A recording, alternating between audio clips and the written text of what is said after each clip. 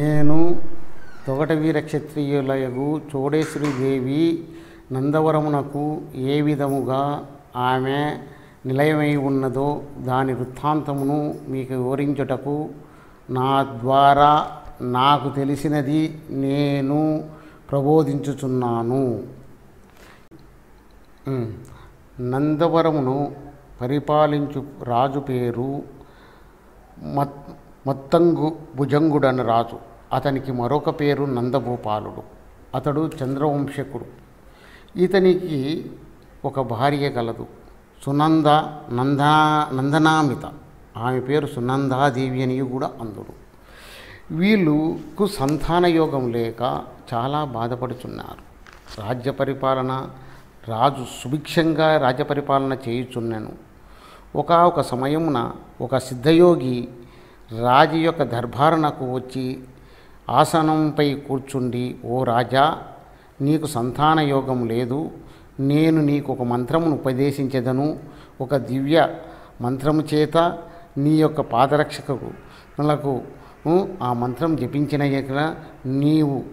నీవు అనుకున్న దేవత దగ్గరికి వెళ్ళి పూజా సమయాన్ని కేటాయించి పూజ చేసి నీవు ఆ దేవత ద్వారా సంతాన యోగం పొందగలవు అని చెప్పాను. అప్పుడు రాజు, ఓ సిద్ధయోగి, నీకు నేను సత్కార్యం చేసుకునేదను అని చెప్పాను. అప్పుడు సిద్ధయోగికి ఆర్ఘ్యపాద్యార్ఘ్యులు ఇచ్చి ఆయన సంతృప్తిపరిచి ఈ విధముగా ఆయన నుండి ఆ మంత్రోపదేశాన్ని పొందాను. పిమ్మట పాదకోళ్లను స్వీకరించను. అనుదినము భార్యాభర్తలు ఆనందముగా ఉండిరి. సంధ్యా సమయము నుండి రాత్రి నడిరేయి వరకు భార్యతో అన్యోన్యముగా గడిపెను. ప్రతిదినము వేకువజామున లేచి అభ్యంగన స్నానము చేసి మంత్రోపదేశము ద్వారా పాదకోళ్ళు ధరించి కాశీ విశ్వేశ్వరుని దర్శించుకొని పూజ కార్యక్రమములు చేసుచుండెను. ఈ విధముగా కొంతకాలమును గడిచెను. ఒక సమయమున ఆ యొక్క నందవరమును పరిపాలించు రాజు నందభూపాలుడు భార్య అయిన సునందాదేవి గమనించెను. రాజు నడిజామురేవి ఎక్కడ పోవుచున్నాడు, నాతో అమిత ప్రేమగా ఉన్నాడు కదా అని ఆలోచించెను. కానీ ఆమె మనసులో ఎంత అనుమానం రేకించెను. దాన్ని నివృత్తి చేసుకున్నటకు రాజు ప్రయాణమయ్యే సమయమున నందభూపాలుడు కాశీకి ప్రయాణం సమయమున ఈ సునందాదేవి కూడా అతని దగ్గరికి వెళ్ళను. అప్పుడు సునందాదేవి నందభూపాలుడు కలిసి మంత్రోపచారం చేత పాదకొల్లు ధరించి కాశీకి బయలుదేరి కాశీ విశ్వేశ్వరుని దర్శించి పూజలు ఆచరించి తిరిగి ప్రయాణమవుటకు సన్నద్ధులైరి. పిమ్మట కొంచెం విశ్రాంతి తీసుకొని బయలుదేరదామని అనుకుంటారు. అప్పుడు మంత్రోపదేశం చేత పాదుకోలను స్పర్శించగా అవి మంత్రం పారలేదు. అప్పుడు ఏకుజామును గడిచి తెల్లవారుజామున కావచ్చున్నది. రాజ్యం నందవరమునకు వేగవలను, ఏమి చేయవలనని ఆలోచించగా అప్పుడు సప్తమాతృకులైన బ్రహ్మి, విష్ణు, బ్రహ్మి, మహేశ్వరి, కౌమారి, వైష్ణవి, వారాహి, మహేంద్రి, చాముండి, ఈ 7 సప్తమాతృకులైన వాళ్ళల్లో చాముండేశ్వరి ఒక ఆమెను కొలుచు బ్రాహ్మణులు ఆ యొక్క సంచారమును చేయుచుండ్రి. అప్పుడు ఆ రాజు వారితో, అయ్యా, నేను ఈ విధముగా చేసి కాశీ విశ్వేశ్వరుని సేవించుకొనిచుంటిని, కానీ ఏమి జరిగినదో నాకు గోచరించడం లేదు. ఇప్పుడు తిరిగి నేను నందవరమునకు పోవలేను, ఏమి చేయవలేను అని అడిగాను. అప్పుడు ఆ బ్రాహ్మణులు ఆ బ్రాహ్మణ స్త్రీలను పిలిచి ఆమెను యోగక్షేమమును కడుకుంది. సునందాదేవి ఆ యొక్క సమయమున బహిష్ట అయినది. తద్వారా మంత్రము పారలేదు.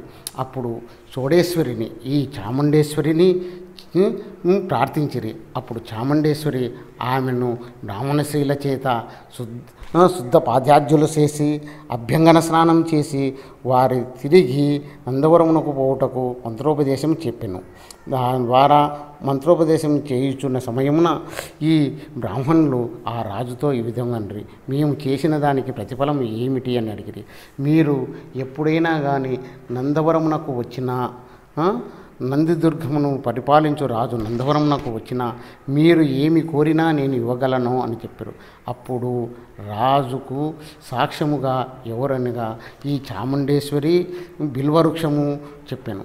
అప్పుడు బిల్వవృక్షమును సాక్ష్యముగాను చాముండేశ్వరి సాక్ష్యముగాను వేసుకున్నాను. అప్పుడు చాముండేశ్వరి చెప్పాను, మీరు గినక ఈయని పక్షంలో నేను నందవరమునకు వచ్చేదను, మీ చేత ఇప్పించగలను అని చెప్పాను.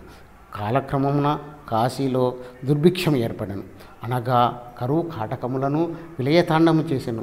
బ్రాహ్మణులకు భోజ్యము జరుగుటయే కష్టమైనను. అప్పుడు ఆలోచన చేయగా ఒకానొక సమయమున నందిదుర్గమును పాలించు రాజు నందభూపాలుడు మనకు వరమునిచ్చాను కదా, ఆ వరమును మనం స్వీకరించి మన కుటుంబములు బాగు చేసుకునేదామని ప్రయాణమయ్యరే. అప్పుడు కొంతకాలమునకు నందదుర్గమునకు చేరిరి. అప్పుడు రాజును వేడుకొనగా, మీకు నేను ఇచ్చిన వరం నిజమైనచో సాక్ష్యమును తీసుకుంటున్నానని చెప్పాను. తిరిగి వాళ్ళు కాశీకి వచ్చి ప్రయాణమయ్యి కొంతకాలమునకు కాశీ చేరి చాముండేశ్వరిని ప్రార్థించగా చాముండేశ్వరి ఈ విధంగా చెప్పాను.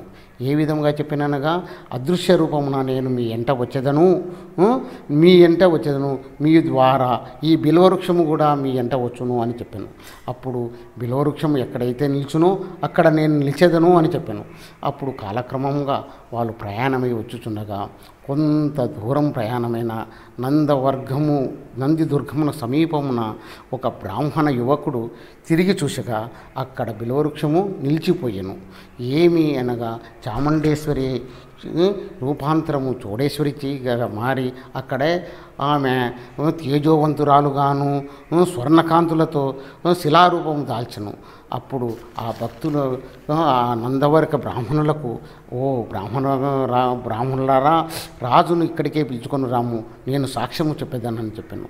అప్పుడు బ్రాహ్మణులు రాజుకు చెప్పగా రాజు పరుగున వచ్చి, తల్లి, నీవు మా యొక్క క్షేత్రమునందు వెలసుటకై నేను ఇంత చేసి తిని నన్ను మన్నించుము అని చెప్పాను. అప్పుడు సరే, వీళ్ళకి ఇచ్చిన వరము తప్పగా ఇచ్చేదవు కదా అని, తప్పగా ఇచ్చేదనని వర్గ బ్రాహ్మణులకు రాయిచున్నానని ఒక ఆజ్ఞాపత్రమును రాశాను. కాలక్రమంగా ఆ యొక్క నందవరమున చోడేశ్వరి రూపమును తాల్చను. ఈమెను కొలుచువారికి కొంగు బంగారమై నిల్చెను.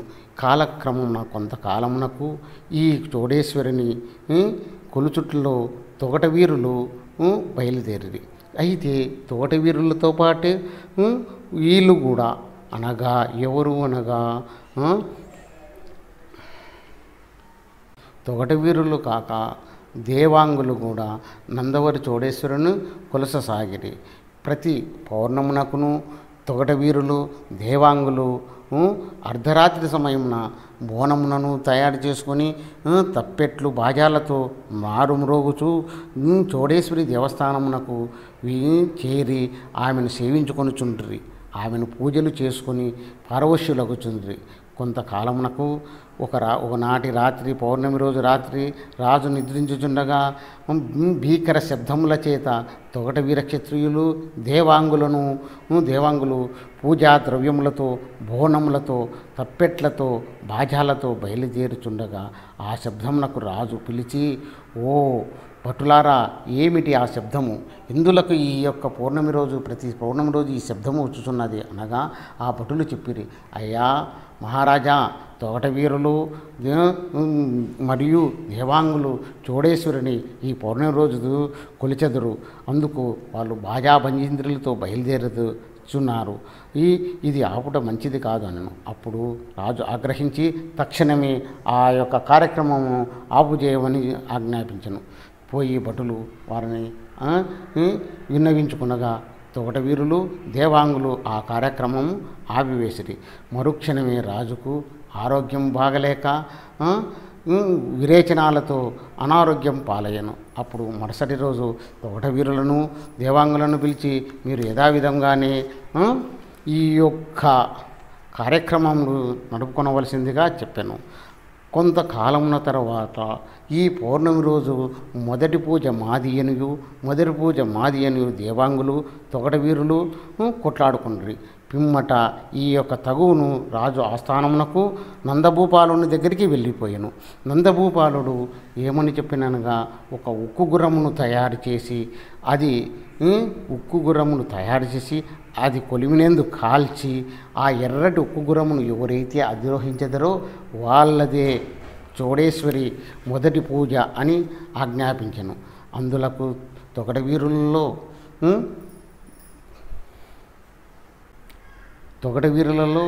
గుర్రం శరవయ్య, పల్లా పెదవీరుడు, బండారు రాఘవులు ముందుకొచ్చిరి. మేము గుర్రమును అధిరోహించదము అని చెప్పారు. అప్పుడు రాజు సమ్మతించి ఆ ఉక్కు గుర్రమును కొలిమిలో బాగా వేడి చేసి ఇచ్చెను. గుర్రము శరవయ్య గుర్రమును అధిరోహించగా బండారు రాఘవులు బండారు చల్లుచుండగా, పల్లా పెదవీరుడు బలిసాట పెట్టుకొని బలి చల్లుచుండగా గుర్రమును అధిరోహించి ఆకాశ మార్గమున తిరిగి వచ్చిరి. అటు పిమ్మట రాజు తొలి పూజ తొగటవీర క్షత్రియులకే అని తీర్పు చెప్పెను. ఈ తీర్పు ప్రకారము తొగటవీరులు అనంతవరమును సేవించుచుండగా దేవాంగులు తదుపరి పూజలు ఆచరించుకొనిచుండ్రి. ఈ విధముగానే ఈ ప్రతి సంవత్సరము వైశాఖ మాసము తృతీయ చవితి రోజు నందవరమునందు తొగటవీర భక్తులు అందరూ కలిసి జాతర చోడేశ్వరికి జరపదరు.